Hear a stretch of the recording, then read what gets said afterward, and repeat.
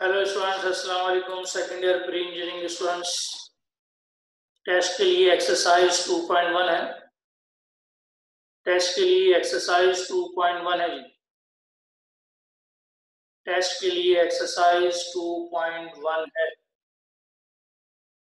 Test के लिए exercise 2.1 है। एक्सरसाइज 2.1 हमारे टेस्ट के लिए है। एक्सरसाइज 2.2 हम कंप्लीट कर चुके हैं। 2.3 हमने नहीं पढ़ी। 2.4 पर हम आ गए थे। एक्सरसाइज 2.4 में फखर कहते हैं सर एमसीक्यूज है। नहीं जी, 2.1 में एमसीक्यूज नहीं है। एमसीक्यूज उस वक्त मैं दूंगा जब हम पूरा चैप्टर 2 कंप्लीट कर लेंगे, तो फिर सबके एमसीक्यूज बनेंगे। एक एक्सरसाइज के एमसीक्यूज नहीं बन सकते भाई। एक एक्सरसाइज के एमसीक्यूज नहीं बन सकते। एमसीक्यूज उस वक्त बनेंगे जब मैं चैप्टर 2 में 2.1, 2.2 और 2.4 का कंबाइंड टेस्ट लूंगा या पूरे चैप्टर 2 का टेस्ट लूंगा, तो फिर हम इसके एमसीक्यूज को भी डिस्कस करेंगे।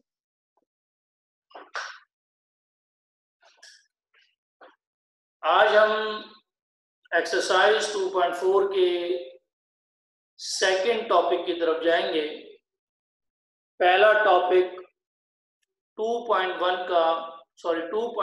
का स्लोप ऑफ लाइन का टॉपिक हम कंप्लीट कर चुके हैं, जिसमें हमने m1 is equal to m2 और m1 multiply by m2 is equal to -1 की कंडीशंस को यूज करते हुए अपने क्वेश्चंस को सॉल्व किया। Question number 9, question number 10, question number 11, question number 12 और क्वेश्चन नंबर 13 तक मेरा ख्याल हम कंप्लीट कर चुके हैं।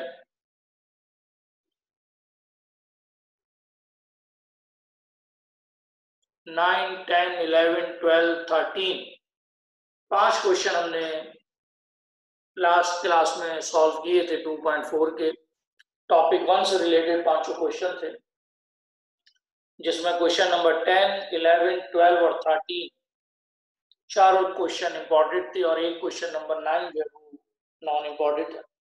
बाकी चारों क्वेश्चन इंपॉर्टेंट है। आज हमारे पास जो टॉपिक है वो टॉपिक 2 है और angle between two intersecting lines का टॉपिक।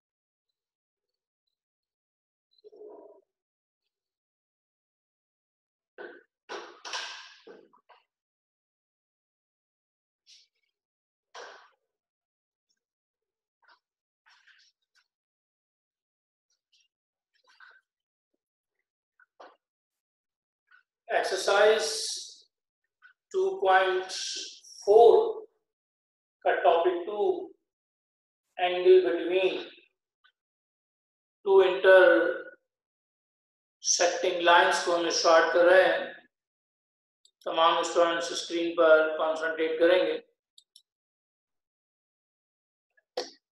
आज का टॉपिक है angle between two intersecting lines. Case number 1 कह रहे जी angle from L1 to L2। जब एंगल लाइन L1 से स्टार्ट होकर लाइन L2 पर खत्म हो जाए। एक्सरसाइज 2.4 में ताहिर बेटे आज का टॉपिक है angle between two intersecting lines और टेस्ट में एक्सरसाइज 2.1 को रखा गया है। लास्ट क्लासेस में 2.4 का टॉपिक 1 स्लोप हमने कंप्लीट कर लिया था। क्वेश्चन नंबर 9, 10, 11, 12, 13 5 क्वेश्चन हमने लास्ट क्लास में सॉल्व किए थे और आज हम 2.4 का second topic angle between two intersecting lines की तरफ जा रहे हैं। केस 1 ये कहता है कि जब एंगल L1 से स्टार्ट होकर L2 पर जाकर खत्म होता है। एंगल चूंकि हम हमेशा एंटी क्लॉकवाइज डायरेक्शन में ड्रॉ करेंगे तो ये लाइन L1 है और ये लाइन हमारे पास आ गई लाइन L2। एंगल L1 से स्टार्ट हुआ और L2 पे जाके खत्म हो गया। अगर लाइन L1 के स्लोप को M1 और लाइन L2 के स्लोप को अगर M2 से रिप्रेजेंट किया जाए तो इनके दरमियान में एंगल थीटा मालूम करने का फार्मूला होगा tangent theta is equal to M2 minus M1 divided by 1 plus M1 into M2। यहाँ पर जो M1 और M2 है ये स्लोप है, यानी अगर आपको दो लाइंस के दरमियान में एंगल मालूम करना हो तो पहले आपको स्लोप मालूम करना होगा और स्लोप के 3 फार्मूले हम पिछली क्लासेस में पढ़ चुके हैं। यहाँ पर जो बात अहम और समझने की है वो ये है कि भाई M2 माइनस M1 में क्योंकि एरो M2 पे आ रहा है और M1 से स्टार्ट हो रहा है इसलिए M2 माइनस M1 करना है, यानी जहां पे एरो खत्म होगा उसमें से माइनस करना है जहां से एरो स्टार्ट हुआ है। ये एंगल है उस वक्त जब एंगल L1 से स्टार्ट हो और कहां पे जाके खत्म हो जाए, L2 पे जाकर खत्म हो जाए। केस 1 में अगर हम आगे केस 2 की तरफ चले जाएं, केस 2 में एंगल L2 से स्टार्ट होकर L1 पर खत्म होगा।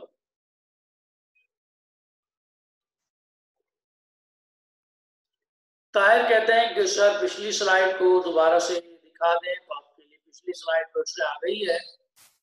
एंगल L1 से स्टार्ट होकर L2 पर खत्म हुआ, फार्मूला बना M2 minus M1 divided by 1 plus M1 into M2। Case 2 में एंगल L2 से स्टार्ट होकर L1 पर खत्म करेंगे तो लाइन L1 लाइन L2 और अब एंगल L2 से स्टार्ट होकर L1 पर खत्म हो रहा है।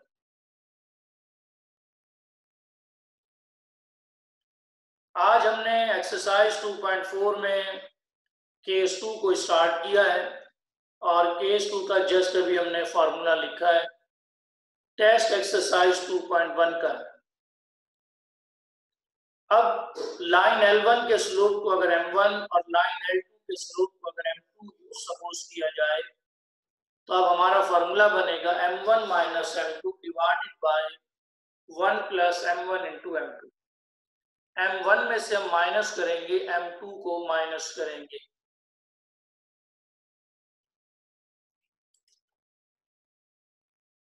अगर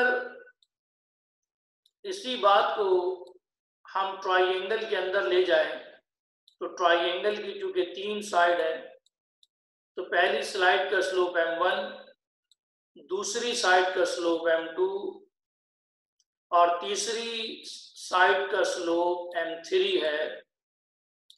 अगर आपको एंगल A मालूम करना हो तो अब चूंकि इसका एरो M3 पे जा रहा है तो इसका फार्मूला बनेगा M3 minus M1 divided by 1 plus M1 into M3।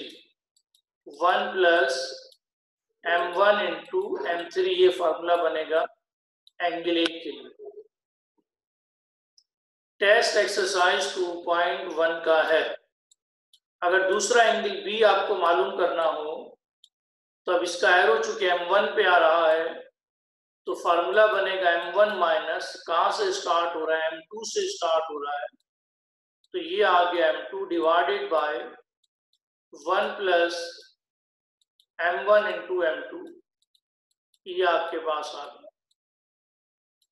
और एंगल अगर C आपको मालूम करना हो तो एरो चूंकि m2 पे आ रहा है तो m2 में से माइनस करेंगे हम, m3 को माइनस करेंगे और हमारा फॉर्मूला बनेगा m2 minus m3 divided by 1 plus m2 into m3।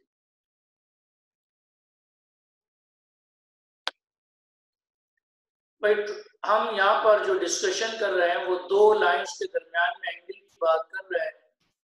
तो जब आप ट्राइंगल के अंदर एंगल बनाते हैं तो ये एंगल भी दो लाइन के दरमियान है।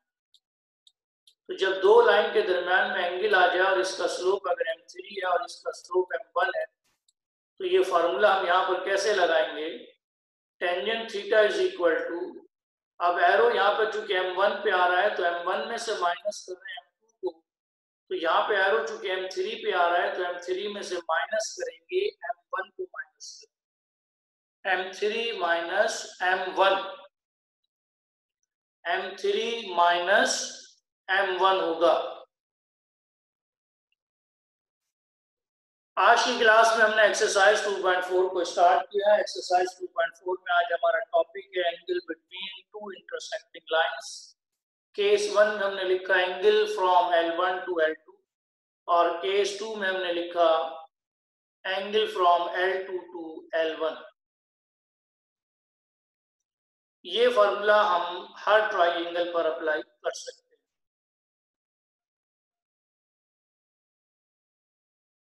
केस 1 में एंगल L1 से L2 पर है, ये पीछे आ गया केस 1, ये फार्मूला था केस 1 का। मास बेटे आपके लिए है, केस 1 का फॉर्मूला था angle from L1 to L2, इसमें हमने लिखा था m2 minus m1 divided by 1 plus m1 into m2 लिखा। केस 1 में हमने एंगल L1 से L2 पे खत्म किया था और फार्मूला बना था m2 माइनस m1, फार्मूला बना था m2 माइनस m1।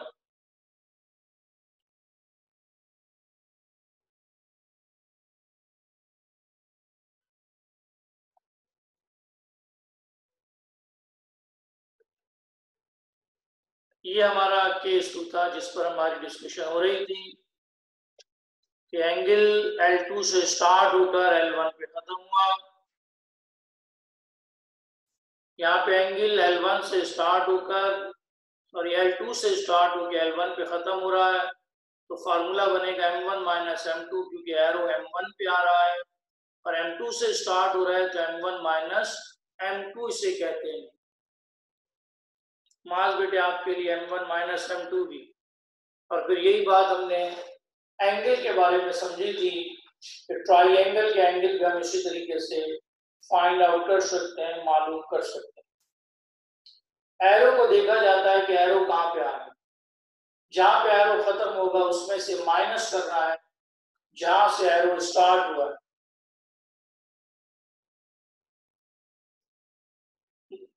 जी हाँ, केस 1 में m2 माइनस m1 है और केस 2 में m1 माइनस m2 है।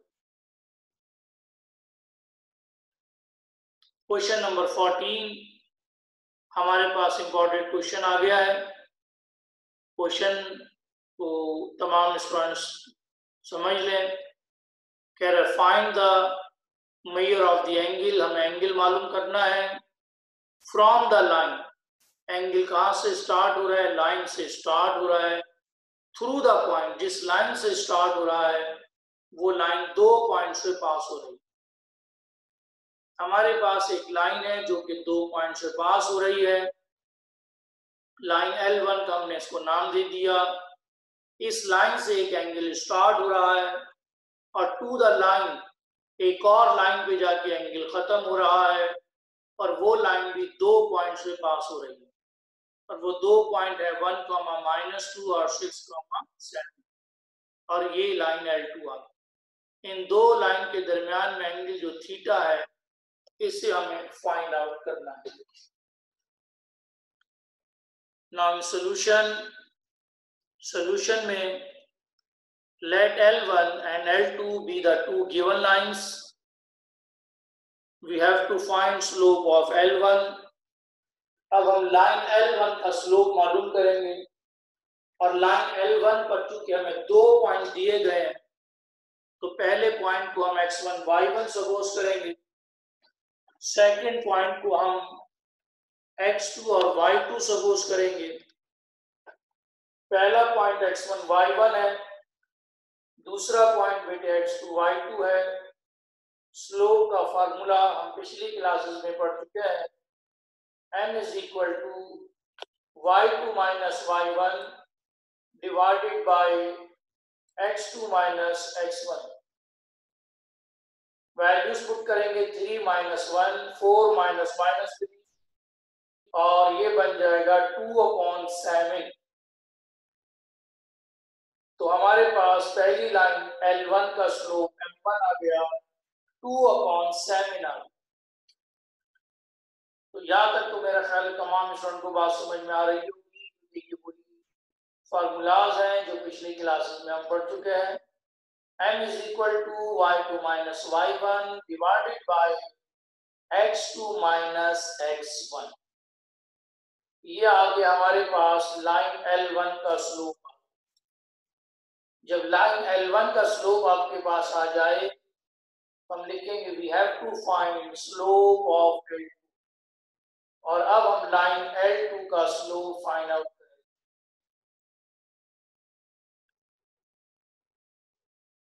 We have to find slope of L2।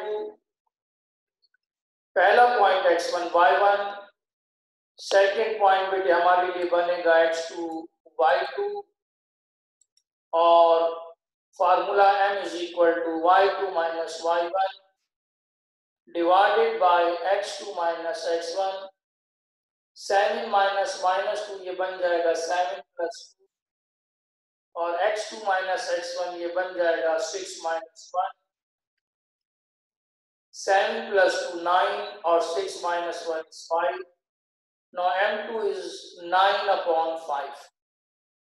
इस तरह से हमने लाइन L1 का स्लोप भी मालूम कर लिया और लाइन L2 का स्लोप भी फाइंड आउट कर लिया।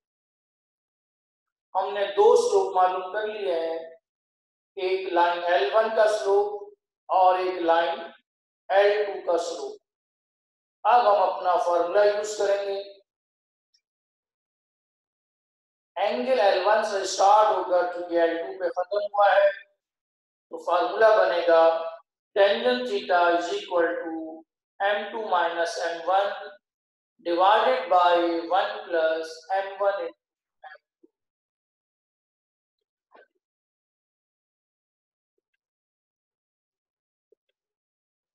We know that tangent theta is equal to m2 minus m1 divided by 1 plus m1 into m2। फार्मूले में हम वैल्यूज को सब्स्टिट्यूट करेंगे। m2 minus m1 1 plus m1 into m2। LCM लेंगे हम ऊपर और नीचे न्यूमरेटर और डिनोमिनेटर में, तो cancellation tangent theta is equal to 1, tangent inverse 1 is equal to 45 degree। ये हमारा एंगल आ गया, hence required angle is 45। hence required angle is 45 degree।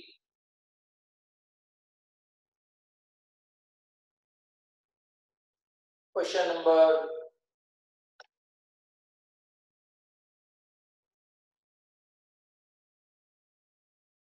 Question number 14 को हमने सॉल्व किया। दो लाइंस के दरमियान में एंगल थीटा हमने मालूम कर लिया।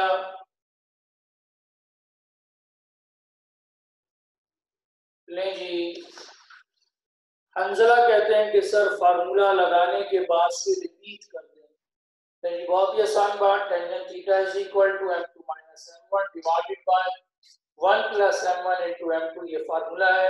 m2 की वैल्यू, m1 की वैल्यू, m1 और m2 की वैल्यू को पुट किया, कैलकुलेटर से इसका एलसीएम लिया, 53/35, नीचे वाली टर्म को पहले मल्टीप्लाई करें 18 और sin 5 35, फिर एलसीएम लें तो आंसर आएगा 53/35, कैंसिलेशन 1 आ गया। टेंजेंट इनवर्स 145 डिग्री पर होता है, कैलकुलेटर से फाइंड आउट कर सकते हैं। अंजला बेटे बात समझ में आ गई? अंजला बेटे बात समझ में आ गई? ओके, अब हम जा रहे हैं आगे नेक्स्ट क्वेश्चन की तरफ। क्वेश्चन नंबर, नेक्स्ट क्वेश्चन अब हमारे पास आ रहा है इसी टॉपिक से रिलेटेड।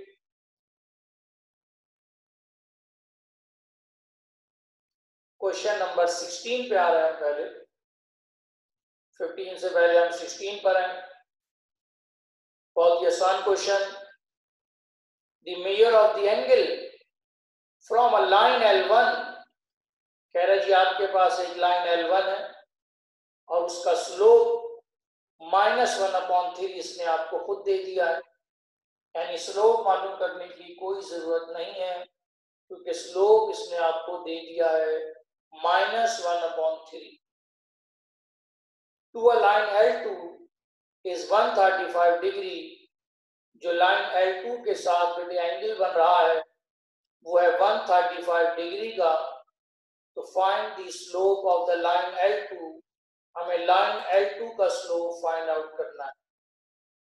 तो बहुत ही आसान बात, सॉल्यूशन में हमें m1 भी दे दिया है जो कि -1/3 है,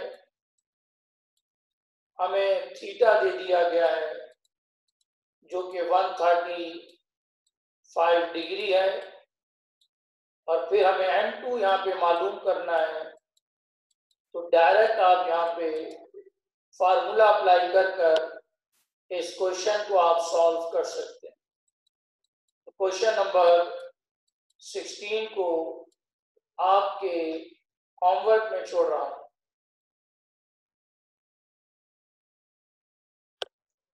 क्वेश्चन नंबर 16 में कहा गया है कि एक लाइन L1 है जिससे एंगल स्टार्ट हो रहा है विद स्लोप -1/3।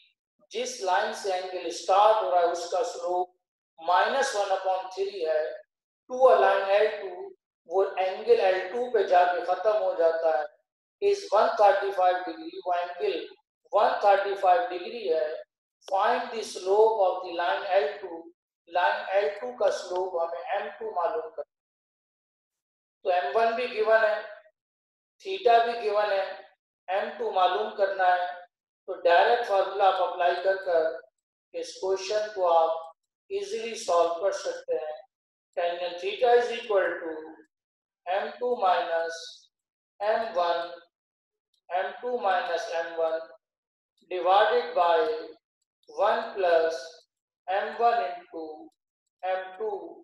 ये फार्मूला आप डायरेक्ट लगाएंगे, थीटा की जगह 135, टेंजेंट 135 कैलकुलेटर से निकालें, m2 मालूम करना है, ये ऐसे ही रहेगा। m1 की जगह -1/3 पुट करें, कैलकुलेट कर लें और m2 का आंसर आप यहाँ से खुद फाइंड आउट कर सकते हैं। तो क्वेश्चन नंबर 16 को आपके होमवर्क में मैंने छोड़ दी।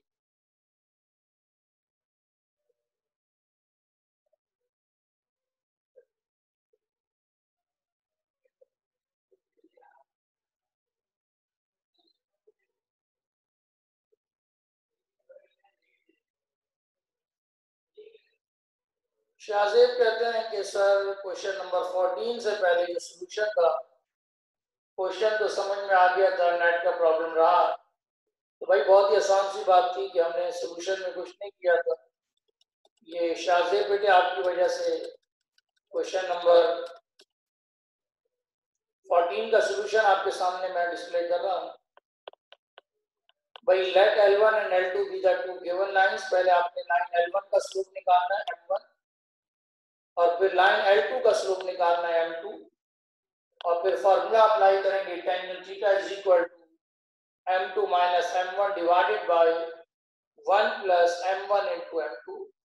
शाहजेब बेटे आपकी वजह से L1 स्लोप M1 आ गया, फिर लाइन L2 का स्लोप M2 आपके पास आ गया। उसके बाद आपने फार्मूला अप्लाई करना है, ये tangent theta is equal to M2 minus M1 और इसमें वैल्यूज पुट करके आपने एंगल को फाइंड आउट करना है जो कि है 45 डिग्री। शाहजेब बेटे आपकी वजह से थोड़ा सा तेजी के साथ रिवाइज किया। बाकी जो रिकॉर्डिंग लेक्चर जब आपको मिलेगा तो उसमें आप सुन लीजिएगा, आपको तमाम चीजें बहुत आसानी से और समझ में आ जाएंगी।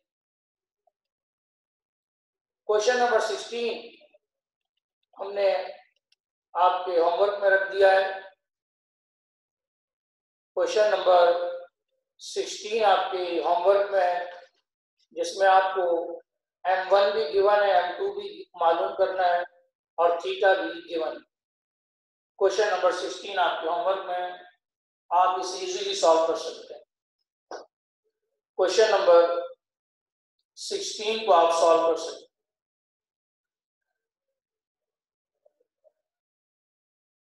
अशर कहते हैं कि सर नमाज का ब्रेक ताहिर ने बता दिया आंसर -2 है। अशर बेटे बस क्वेश्चन को कंप्लीट कर लें तो फिर नमाज की तरफ चले जाएंगे। ताहिर ने आंसर क्वेश्चन नंबर 16 का -2 बिल्कुल सही बता दिया है। और क्वेश्चन नंबर 17 की तरफ चलते हैं। क्वेश्चन नंबर 17 में कहा गया find the measure of the angle. हमें एंगल मालूम करना है from a line with slope m। Line L1 का स्लोप M1 हमें दे दिया। हमें लाइन L1 का स्लोप M1 दे दिया है उसने, M1 is equal to M। Line L1 का स्लोप M1 उसने हमें M दे दिया है। फिर लाइन L2 का स्लोप M2 भी हमें गिवन है, यानी M minus M2 is equal to M minus 1 divided by M plus 1। और यहां पर भी हम डायरेक्ट फार्मूला अप्लाई कर इसका angle theta easily find out कर सकते हैं। यहां पर भी आप डायरेक्ट फार्मूला यूज करेंगे, tangent theta is equal to M2 minus M1 divided by M1 plus M1 into M2। यहाँ पे आप डायरेक्ट फार्मूले में वैल्यूज को पुट करके एंगल को फाइंड आउट कर सकते हैं। तो क्वेश्चन नंबर 17 भी आपके होमवर्क में छोड़ रहा हूँ, क्योंकि मेथड इसका भी सेम वही है जो अभी आपने पिछले क्वेश्चंस पर अप्लाई किया, यानी क्वेश्चन नंबर 14 पर जो हमने अप्लाई किया। क्वेश्चन नंबर 17 का मेथड भी यही है जो कि क्वेश्चन नंबर 13 का मेथड। और उसके बाद अब हम नेक्स्ट क्वेश्चन की तरफ मूव कर रहे हैं। और क्वेश्चन नंबर 17 के बाद अब हमारे पास जो नेक्स्ट क्वेश्चन आ रहा है question number 18। Question number 18 important question है। यहाँ पर हमें जो क्वेश्चन नंबर 18 में कहा गया फाइंड द टेंजेंट्स। भाई टेंजेंट्स का मतलब क्या है?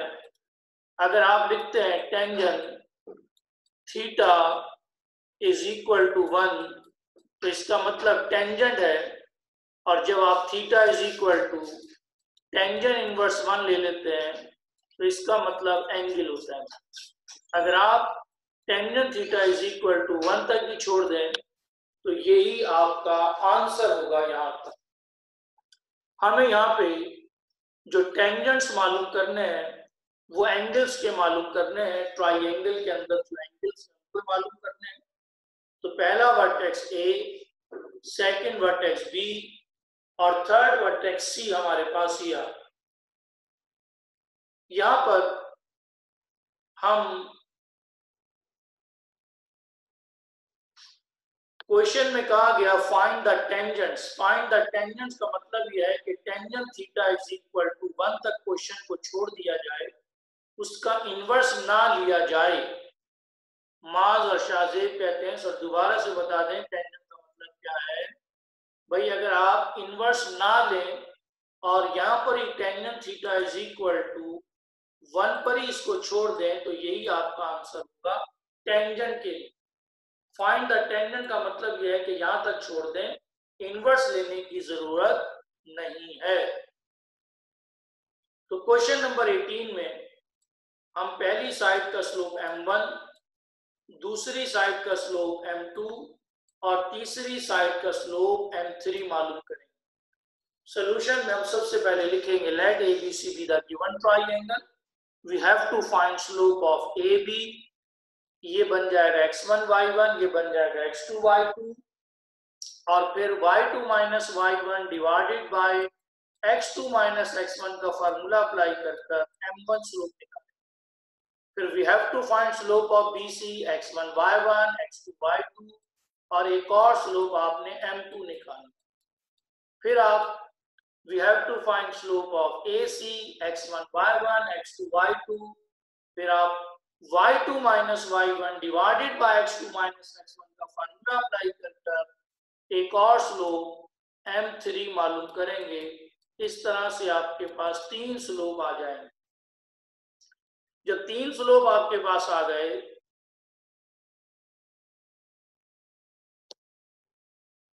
पहले हम A से B का स्लोप निकालेंगे, फिर हम B से C का स्लोप निकालेंगे, फिर हम A से C का स्लोप निकालेंगे। भाई 3 स्लोप आपने यहाँ पे निकालने हैं, m1 m2 और m3। इस क्वेश्चन में आप 3 स्लोप मालूम करेंगे, m1 m2 और m3। m1 कैसे मालूम करेंगे, x1 y1 x2 y2, slope का फार्मूला लगाएं m1 आ जाएगा। फिर B से C का स्लोप कैसे निकालेंगे, x1 y1 x2 y2 और फिर m2 आ जाएगा। फिर A से C का स्लोप भी निकाला जाए। जब 3 स्लोप आपके पास आ जाएंगे तो फिर हम बात करेंगे एंगल A की बात करेंगे। यानी हम यहाँ पे लिखेंगे वी नो दैट, लिख लें तो ज्यादा बेहतर, एंगल A के लिए लिख लेते हैं we know that. Angle A के लिए हम लिख लेते हैं we know that, we know that. भाई एंगल A अब हमें मालूम करना है, उसका टेंजेंट निकालना है बल्कि हमें।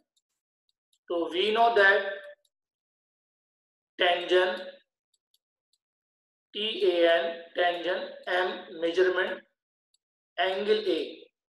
हम एंगल A का टेंजेंट निकालने जा रहे हैं। फार्मूला खुद बनाएंगे। फार्मूला कैसे बनाएंगे, भाई एरो किस पे आ रहा है, m3 पर। कहां से स्टार्ट हो रहा है, m1 से। तो फार्मूला बनेगा m3 minus m1 divided by 1 plus m1 into m3। यहाँ पे आप वैल्यूज को पुट करके इसका टेंजेंट निकाल लेंगे, वो सॉल्व कर लेंगे। इनवर्स लेने की जरूरत नहीं है। जब एंगल A का टेंजेंट आ जाए तो फिर we know that tangent measurement angle B लिखेंगे इज इक्वल टू,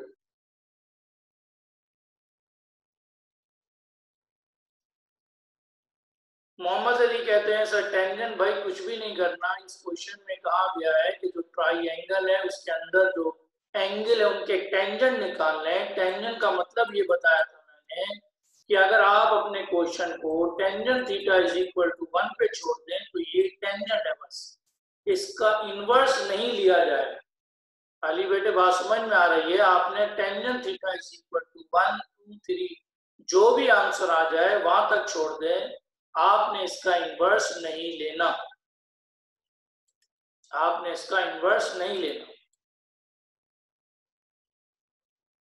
अब एंगल बी मालूम करने के लिए इसका जो एरो है वो M1 पर है, M2 से स्टार्ट हो रहा है, तो फार्मूला क्या बनेगा यहाँ पर, एंगल बी पर टेंजेंट कैसे निकालेंगे, M1 minus M2 divided by 1 plus M1 into M2, ये फार्मूला बनेगा एंगल बी के लिए।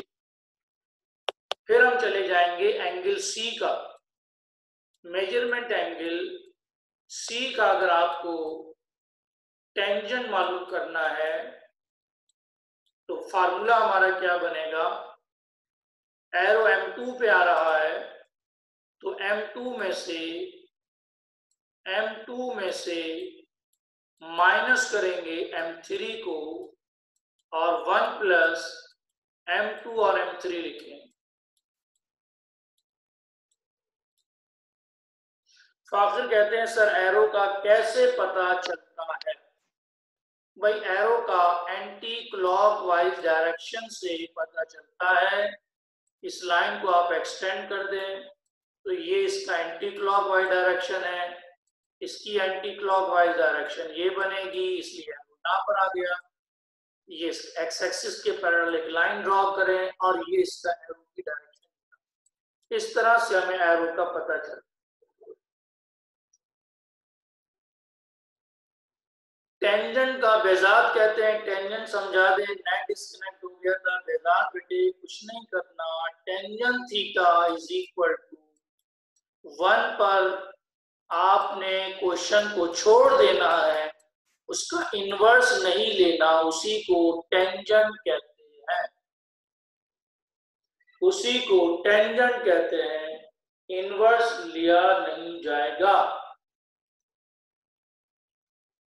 इनवर्स नहीं लिया जाएगा। टेंजेंट थीटा का जो भी आंसर आ जाए, यानी इस फार्मूले में आप वैल्यूज को पुट करके सॉल्व कर दें, वही आपका आंसर होगा। तो क्वेश्चन नंबर 18 को भी आप इजीली सॉल्व कर सकते हैं। क्या करना है, तीन साइड के तीन स्लोप निकालेंगे, M1 फिर M2 और फिर M3। जब तीन स्लोप आपके पास आ जाए तो we know that tangent measurement angle A is equal to M3 minus M1 divided by 1 plus M1 into M3। M3 और M1 की वैल्यू पुट करें और फिर आप इसका टेंजेंट मालूम कर लें। एंगल बी में M1 माइनस M2 का फार्मूला लगाएंगे, एंगल सी के लिए M2 माइनस M3 का फार्मूला अप्लाई। यहां पर आपको इनवर्स लेने की जरूरत नहीं है, आपने टेंजेंट पर क्वेश्चन को छोड़ देना है, यानी tangent theta is equal to अगर 1 आ जाए तो इसको यहीं पर छोड़ दें, tangent theta is equal to 2/5 आ जाए 2/5 पर छोड़ दें, इनवर्स नहीं लेना। बेजाद बेटे बात समझ में आ रही है? बेजाद ने कहा, बेजाद और एंगल ट्राइंगल में एंटी क्लॉकवाइज डायरेक्शन में होते हैं, जिस तरह से मैंने आपके सामने रफ डायग्राम में यहाँ पे ड्रॉ भी किए। तो क्वेश्चन नंबर 18 को भी आप बहुत ही आसानी के साथ सॉल्व कर सकते हैं। क्लियर है? ताहिर बेटे बात समझ गए? फखर, बेजाद और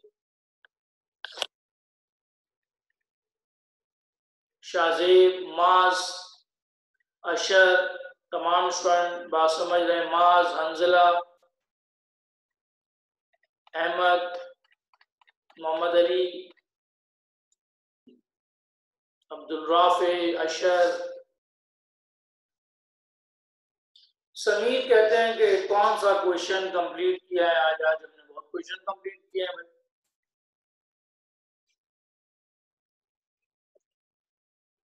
लीजिए अब इसके बाद हमारे पास एक और क्वेश्चन आ रहा है, question number 15। Question number 15 important question है।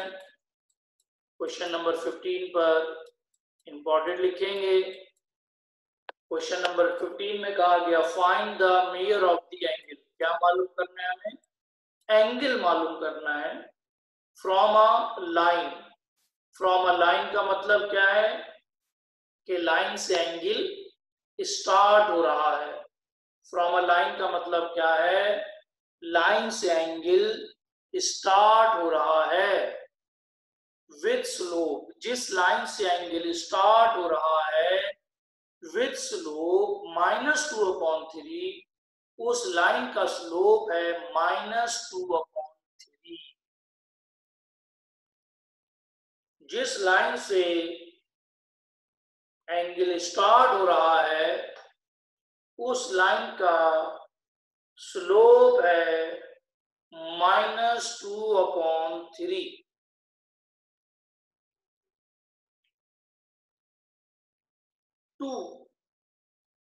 जिस लाइन का स्लोप -2/3 है 2, वो लाइन जो एंगल बना रही है वो किसके साथ बना रही है, एक एंगल वो बना रही है एक्स एक्सिस के साथ, और एक एंगल वो बना रही है वाई एक्सिस के साथ।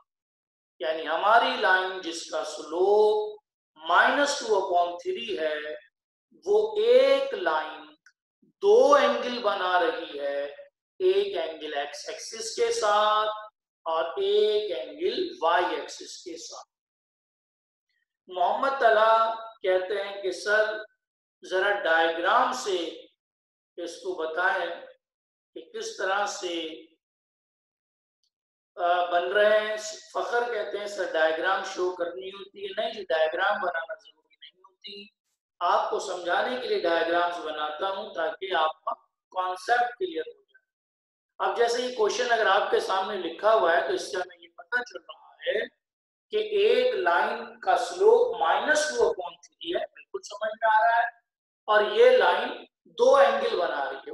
एक लाइन है एंगल दो बना रही है, एक एक्स एक्सिस के साथ और एक वाई एक्सिस के साथ। अब अगर हम इसकी डायग्राम ना बनाए तो क्वेश्चन को समझना हमारे लिए थोड़ा सा डिफिकल्ट होगा कि भाई वो लाइन कैसे हो सकती है, वो दो एंगल कैसे बन रहे हैं, तो वो स्लोप किस तरह से -2/3 बन रहा है। तो ये तमाम चीजें हम डायग्राम से बहुत आसानी से समझ। अब फखर बेटे जरा कंसंट्रेट करें स्क्रीन पर। अब जैसे ये देखें एक्स एक्सिस है और ये वाई एक्सिस, ठीक है जी, और ये वो हमारी लाइन है जिसका स्लोप है -2/3। ये वो लाइन है जिसका स्लोप क्या है -2/3। ये वो लाइन है जिसका स्लोप क्या है -2/3। अब यहां पर एक सवाल ये पैदा हो सकता है कि सर आपने एक्स एक्सिस वाई एक्सिस बनाकर लाइन की डायरेक्शन तो ये यूं भी बन सकती थी, आपने लाइन की डायरेक्शन को इस तरीके से क्यों बनाया है। तो कोई मुझे क्या इस बात का जवाब दे सकता है कि लाइन की डायरेक्शन मैंने इस तरीके से क्यों नहीं बनाई और ये बनाई क्यों है। शाहजेब कहते हैं सर नेगेटिव की वजह से। बिल्कुल सही कहा कि भाई अगर आपका स्लोप नेगेटिव हो तो डायरेक्शन हमारी इस तरह से होती है जिसमें एंगल 90 से बड़ा होता है। बिल्कुल ठीक है। अब यहां पर दो एंगल बन रहे हैं, ये लाइन दो एंगल बना रही है, एक एंगल बना रही है एक्स एक्सिस से और एक एंगल वाई एक्सिस। यानी ये लाइन एक एंगल बना रही है एक्स एक्सिस के साथ, ये θ1 बनाने की जरूरत नहीं है, कंसंट्रेट करेंगे, और एक एंगल ये वाई एक्सिस के साथ बना रही है θ2, उसको मैं नाम दे देता हूं। ये दो एंगल बना रही है। मास कहते हैं सर नेगेटिव वाली बात समझ में नहीं आ रही बेटे, पिछली क्लास में मैंने बताया था अगर स्लोप पॉजिटिव हो तो एंगल 90 से छोटा होता है, और अगर स्लोप नेगेटिव हो तो एंगल 90 से बड़ा बनाते हैं। तो ये एंगल 90 से बड़ा है इस वजह से। मास बेटे बात समझ में आ रही है? मास ओके जी, आपने कह दिया ओके। अच्छा जी, यहाँ पर बात हो रही है कि हमारी जो लाइन है वो दो एंगल बना रही है, एक एक्स एक्सिस के साथ और एक वाई एक्सिस के साथ। तो ये दो angle X axis Y axis के साथ बन रहे हैं। इनकी तरफ जाने से पहले हम ये देखेंगे कि हमारी ये लाइन एक एंगल एक्स एक्सिस के साथ भी बना रही है, एक एंगल एक्स एक्सिस के साथ भी बना रही है। इस एंगल एक्स एक्सिस के साथ जो बना रही है इसको मैंने अल्फा का नाम दे दिया। ताहिर कहते हैं मेरा सर नेट डिस्कनेक्ट हो गया था, फिर से समझा दें। ताहिर बेटे आपके लिए फिर से बात आ रही है। Find the measure of the angle. कह रहा है जी हमें वो एंगल मालूम करना है फ्रॉम अ लाइन। एंगल हमारी लाइन से स्टार्ट हो रहा है और जिस लाइन से एंगल स्टार्ट हो रहा है विथ स्लोप -2/3, लाइन का स्लोप -2/3।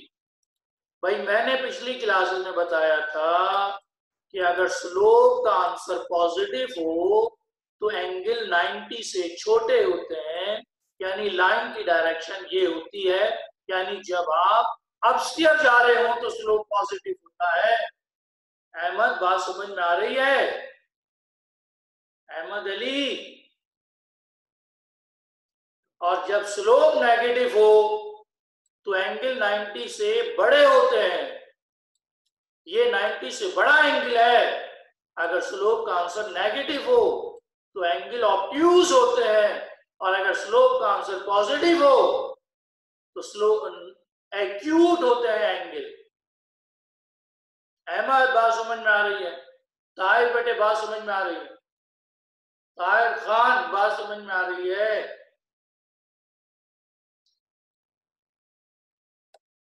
तो ये डायग्राम बना रहा था मैं यहाँ पे।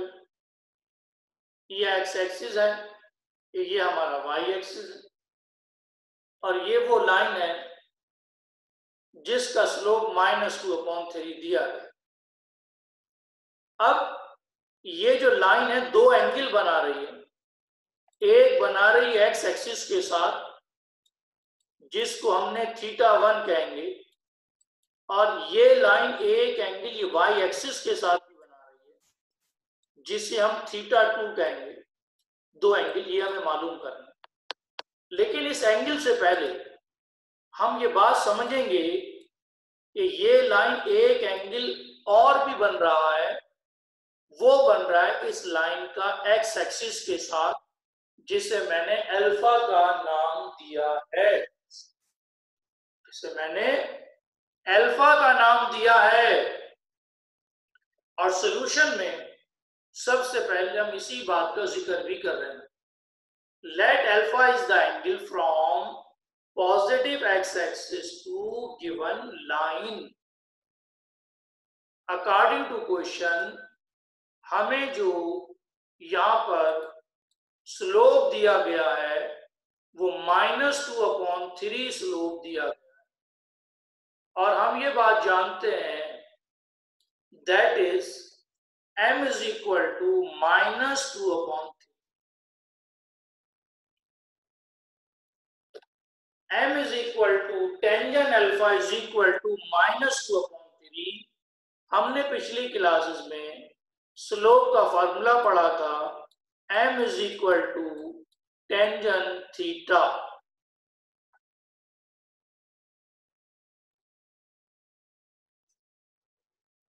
फखर कहते हैं कि सर लाइन एंगल बना रही है तो लाइन से एंगल शो क्यों नहीं किया?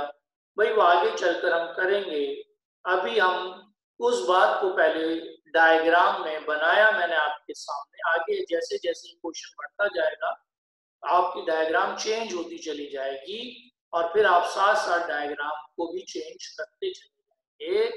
अभी हमने इस बात को समझा कि हमारी एक दो एंगल तो वो बन रहे हैं जो हमारी लाइन बना रही है, और एक एंगल वो बन रहा है जो एक्स एक्सिस से हमारी लाइन तक बन रहा है।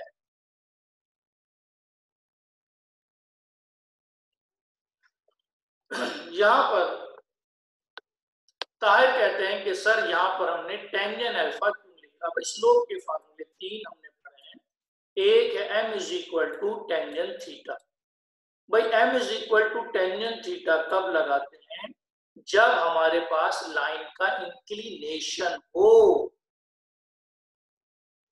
मैं यही बात समझा रहा हूं कि टेंजेंट अल्फा हमने यहाँ पे क्यों लिखा। भाई टेंजेंट अल्फा हमने क्यों लिख रहे हैं यहाँ पर, इस बात को जरा समझेंगे कि हम m is equal to tangent theta बेटे ये फॉर्मूला कब अप्लाई करते हैं? जब कोई लाइन इंक्लिनेशन बना रही हो।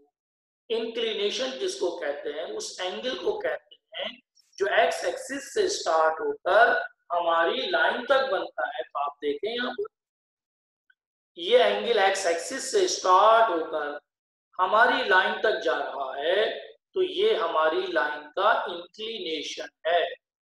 ये एंगल जो एक्स एक्सिस से स्टार्ट होकर हमारी लाइन पर खत्म हो रहा है, ये हमारी लाइन का इंक्लिनेशन है।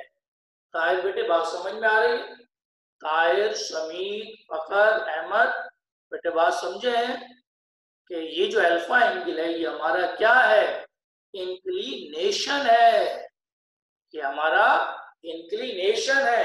अगर इंक्लिनेशन थीटा हो तो m is equal to tangent theta लिखा जाएगा, और अगर अल्फा इंक्लिनेशन अल्फा हो तो फिर क्या लिखा जाएगा? m is equal to tangent alpha लिखा जाएगा। m is equal to tangent alpha लिखा जाएगा क्योंकि इंक्लिनेशन अल्फा है। भाई यहाँ पे इंक्लिनेशन जो है वो अल्फा है, इसलिए टेंजेंट अल्फा लिखा गया -2/3। अब हम नेक्स्ट स्लाइड की तरफ मूव करेंगे और यहाँ पर क्वेश्चन की जो डायग्राम है उसमें चेंजिंग होती जाएगी। आप भी अपनी डायग्राम में चेंजिंग करते चले जाएंगे और सॉल्यूशन जो है वो सिर्फ इसी साइड पर चलता जाएगा। इस लाइन के नीचे tangent alpha is equal to -2/3 के नीचे आपने क्या इधर देखेंगे, ये डायग्राम है हमारी। आपने tangent alpha is equal to -2/3 के नीचे लिखेंगे। फर्स्ट पार्ट अब हम सॉल्व करने जा रहे हैं। इसका फर्स्ट पार्ट क्या है? X axis. फर्स्ट पार्ट क्या है? X axis. अब हम उस एंगल की बात करेंगे जो कि हमें क्वेश्चन में मालूम करना है, और वो एंगल क्या है? जो हमारी लाइन एक्स एक्सिस के साथ बना रही है। तो हम क्या करते हैं, जरा मैं इसको यहां से अरेज करता हूं ताकि आपको अब बिल्कुल समझ में आए कि हमारी लाइन का एंगल एक्स एक्सिस के साथ जो बन रहा है उसको हमने θ1 का नाम दे दिया।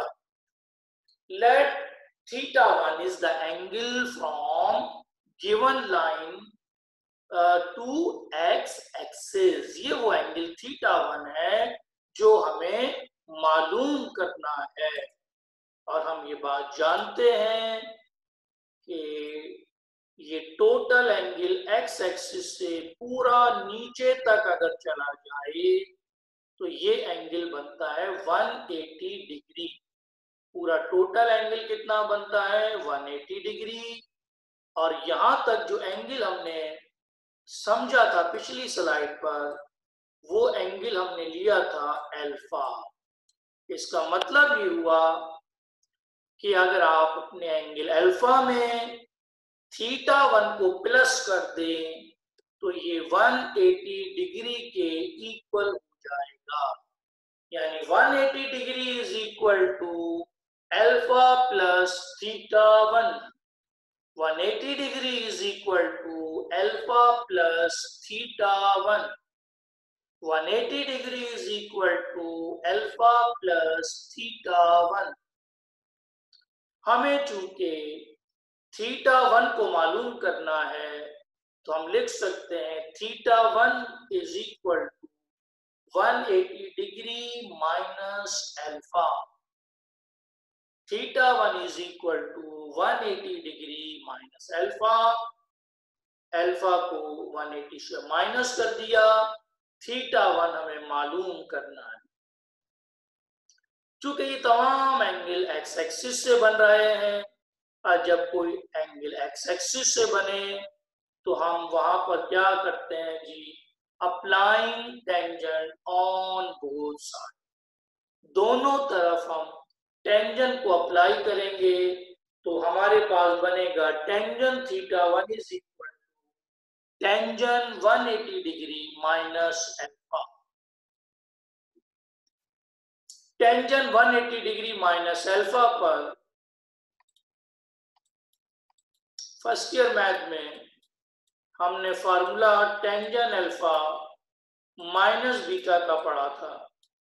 मास कहते हैं सर टेंजेंट क्यों अप्लाई किया भाई, m is equal to tangent theta, ये स्लोप के फार्मूले हैं और उस वक्त अप्लाई करते हैं जब एंगल एक्स एक्सिस से बन रहे हो।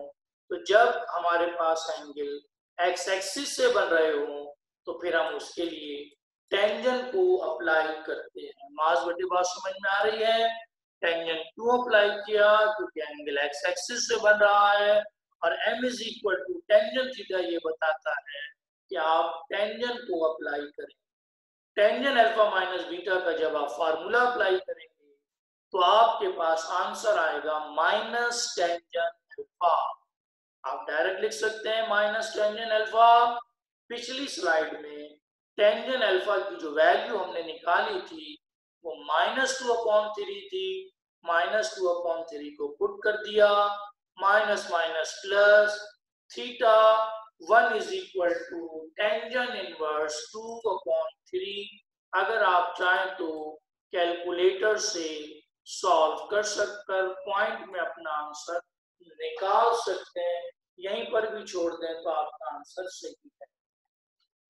यानी कि अब हमारी जो एक्चुअल डायग्राम बन गई वो ये बन गई जो कि आपके सामने मौजूद है। यानी यहाँ पे एंगल अल्फा भी होगा आपकी डायग्राम में और आपकी डायग्राम में एंगल थीटा 1 भी नजर आएगा। इस तरह से ये हमने angle 180 degree minus alpha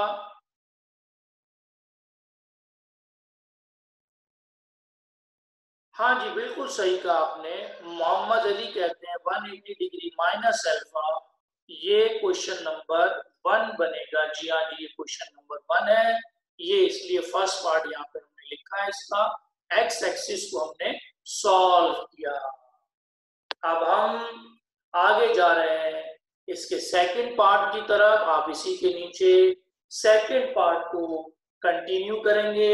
second part में एंगल कौन सा बन रहा है, वाई एक्सिस से एंगल बन रहा है।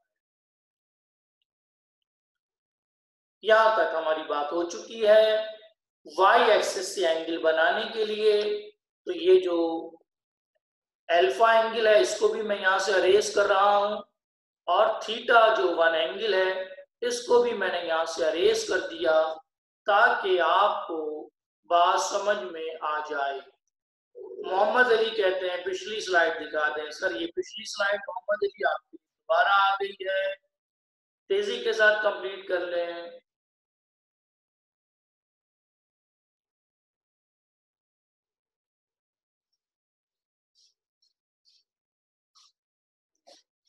वन 180 क्यों हट गया भाई, यहाँ पर हमने टेंजेंट अल्फा माइनस बीटा का फॉर्मूला अप्लाई किया जिसकी वजह से टेंजेंट अल्फा हमारे पास आंसर।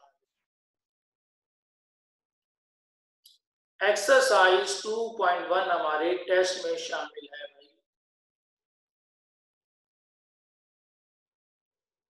जो इंपॉर्टेंट क्वेश्चन मैंने बताए थे वही सॉल्व करें।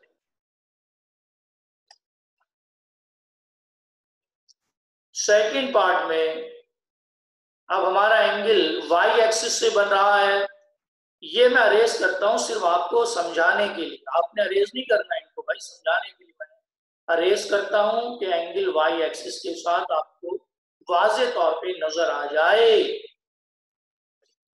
तो ये मैंने जो एंगल अल्फा और थीटा 1 को अरेज किया है, आपने अरेज नहीं करना, आपको समझाने के लिए मैंने अरेज किया है यहां से।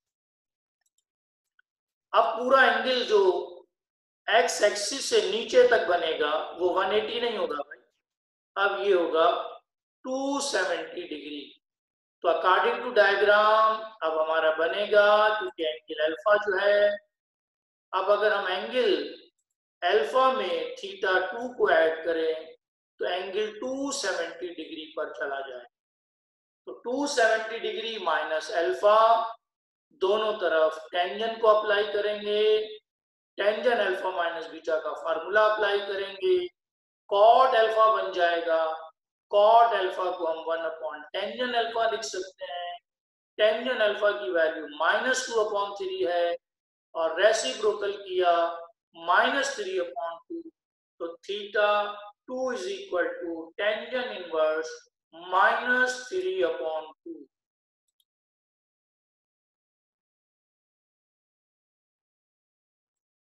भाई पिछला क्वेश्चन में एंगल अल्फा जो है वो स्टार्ट होकर थीटा 1 यहाँ तक था, तो 180 है। ये टोटल एंगल अल्फा जो है वो आगे जब बढ़ के थीटा 2 तक जाएगा तो ये एंगल 270 होता है बेटे। ये 180 होता है यहाँ तक, आगे 90 ऐड करेंगे तो 270 बन जाएगा। मास बेटे बात समझ में आ रही है? मास कहते हैं कि एंगल 270 कैसे हो रहा है भाई, एक्स एक्सिस से पूरा एंगल जब नीचे तक आता है ये 270 होता है। ये एंगल चूंकि अल्फा है, अल्फा में थीटा 2 को ऐड करेंगे तो 270 बनेगा। बात समझ में आ गई? अब आपकी डायग्राम में 3 एंगल बने, एक एंगल अल्फा भी नजर आएगा, एक एंगल यहाँ पे थीटा 1 भी आपको नजर आएगा। इस तरह से आपके जो डायग्राम बन रही है उसमें 3 एंगल नजर आने चाहिए, अल्फा, थीटा 1 और थीटा 2। इसी क्वेश्चन पर आज की क्लास को हम ऑफ कर रहे हैं। बाकी इंशाल्लाह कल की क्लास में हम 2.4 के कुछ नॉन इम्पोर्टेंट क्वेश्चन को देखेंगे, और उम्मीद है कल 2.4 हमारी कंप्लीट भी हो जाएगी और हम एक नई एक्सरसाइज को स्टार्ट करते हैं। तमाम स्टूडेंट्स को मेरी तरफ से अल्लाह हाफिज।